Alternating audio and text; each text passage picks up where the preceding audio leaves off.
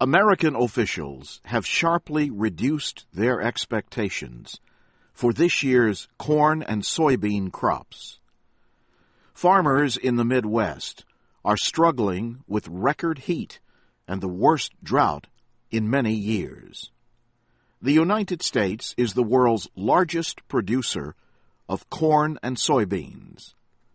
Last Friday, the Agriculture Department predicted that corn production would total 10.8 billion bushels this year.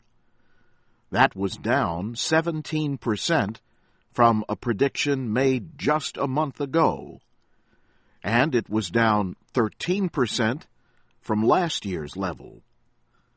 The average yield per hectare could be the lowest in 17 years. At the same time, the government predicted that soybean production would be 12% lower than last year. The price of maize, which Americans call corn, has hit record levels. Corn is a major part of animal feed, so the price of meat, milk, and eggs is also expected to climb. The United Nations Food and Agriculture Organization says average food prices worldwide rose 6% in July. The American drought was a big reason. Gawain Kripke is a food price expert with the anti-hunger group Oxfam America. Because the U.S. is such a massive food producer and food exporter, the impacts of a drought in the United States are likely to trickle out all around the world.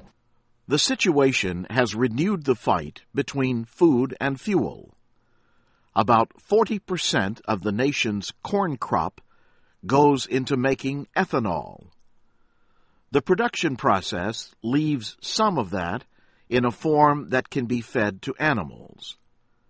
Still, at least 1/4 of the American corn crop is now made into fuel.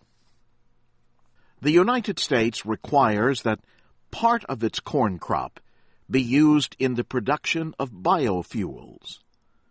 The use of ethanol has grown as government requirements have increased.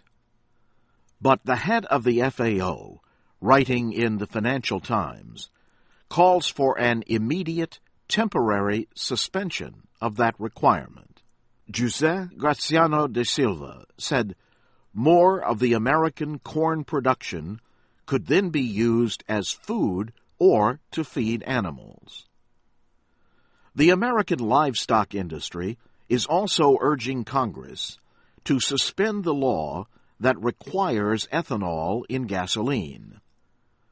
But corn farmer Alan Bennett says doing that would hurt his town. It could bankrupt the ethanol plant. It's a huge deal. This country relies on ethanol for 10% of its fuel supply. Ethanol is good for America.